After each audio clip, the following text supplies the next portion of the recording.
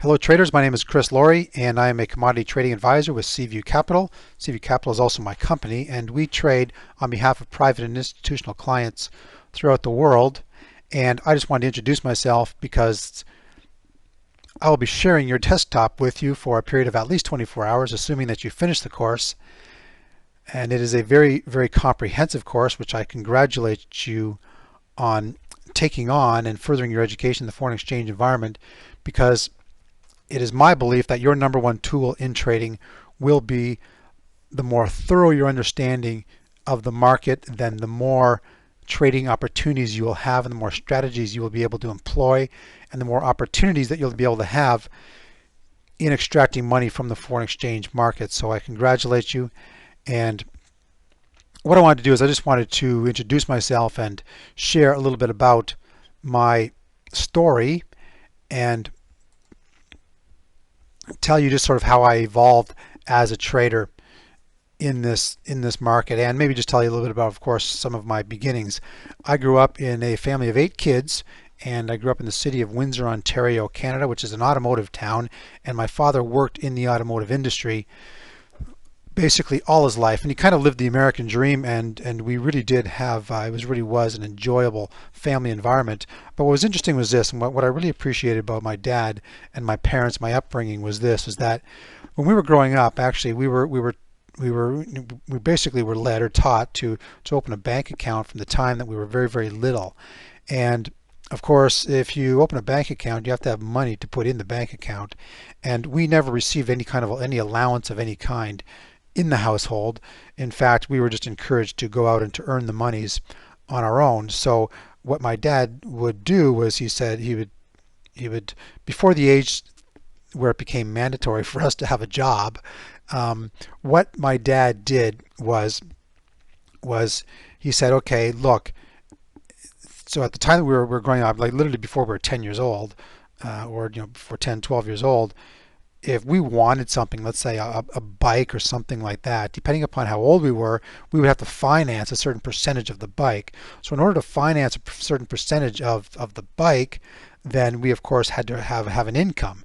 Now, we were not paid for any work that we did around the house, so we had to of course generate our income from somewhere else. Now, my father of course encouraged entrepreneurship, and he would encourage us to, or feed us with ideas as to how we could generate some income by either going down the street and asking the neighbor if they needed a certain type of work done on their house or around their house, or some menial chore. But basically what it did was it trained us to, number one, have an entrepreneurial sort of an entrepreneurial spirit or mindset, as well as have an appreciation for the process of planning and initiating activity where you can generate money, but also holding your savings and treating your money properly and investing it properly. So we were allowed to spend a certain amount, and for what it was that we wanted, we had to finance a certain percentage of it or all of it, depending upon how old we were. But as well, we had to save some as well. So then of course we got to a certain age where we had to actually we had to have a job. We weren't allowed to hang around the house. So that was interesting. But I obviously, as you know, I have a sport background, and I was so involved in sport when I was growing up that we had this paper route that kept being handed down throughout the family. And interestingly enough, by the time it got to me, I was so busy doing sports that I did a poor job at the paper route, and I got fired. But in any event, as you know, I went on in sport, and I ended up competing internationally on the Canadian track and field team. I competed internationally for a couple of years, and then I did track and field as well as bobsledding for a couple of years, and then just focused on the sport of bobsledding. And I actually thought that I was going to end my sporting career after my first Olympic Games. Then I decided to go on, and then a couple of years after my first Olympic Games, we became overall World Cup champions, which was probably a bit of a surprise to me. It happened a bit sooner in my career than I had anticipated. But once we became overall World Cup champions, I ended up doing 3 more Olympic Games after that. And when you're an Olympic athlete, it is your career. It requires just obviously intensive focus and absolute the most utmost of discipline. And of course, being in a sport that also has equipment. Of course, I was in the sport of bobsledding, and we have a lot of equipment uh, that we have to attend to and create. And so that, of course, in and of itself was a job, and there's a lot of other aspects to the whole team aspects, the equipment, the training, the nutrition, and so forth. So really learned discipline in that environment, as well as the various a lot of psychological challenges as you work your way to being one of the best in your field, and some of the psychological challenges in and around various racing scenarios and high level performance environments like the Olympic Games.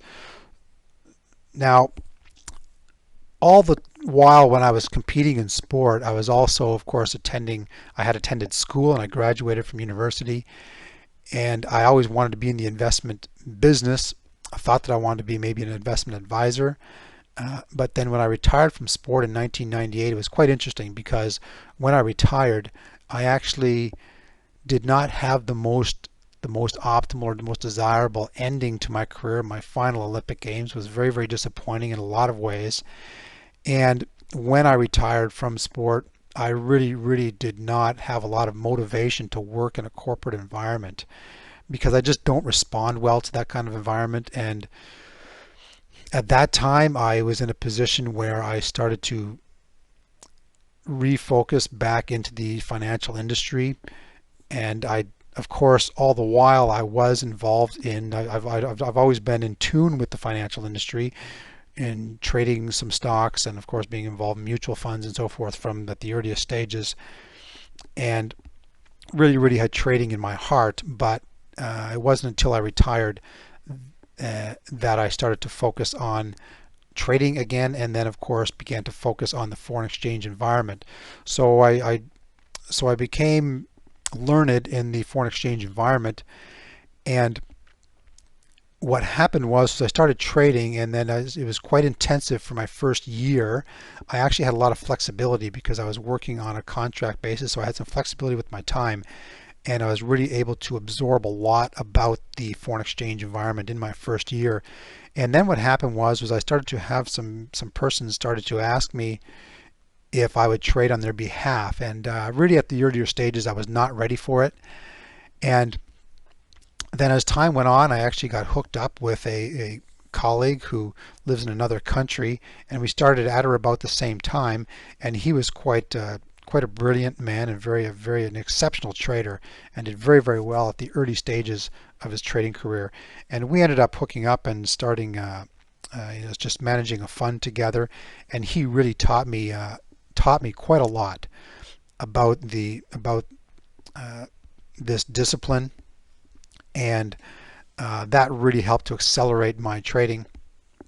And again, learned a lot in that environment. But in the meantime, as well, I became a CTA, or commodity trading advisor, and had registered our company with the National Futures Association, and started to, of course, take on more clients.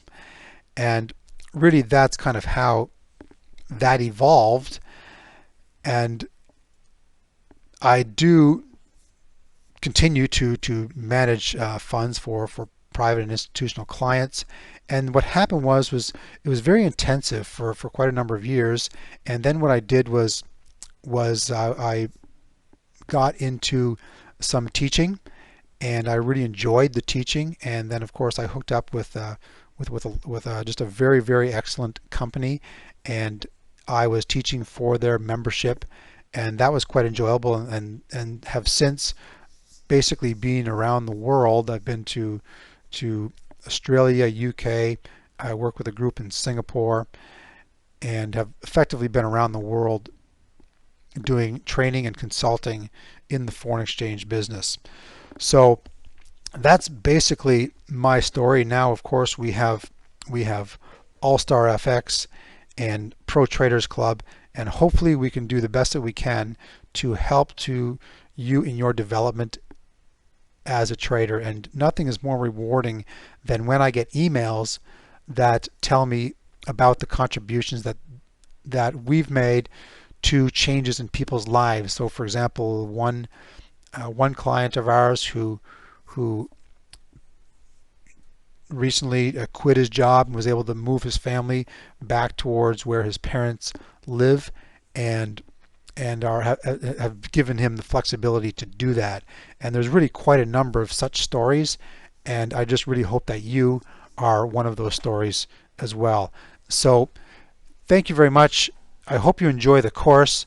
Listen closely to the course and go through it a second time when you're finished, but really practice and employ the tools that you have before you. Good luck with your trading, and be careful out there.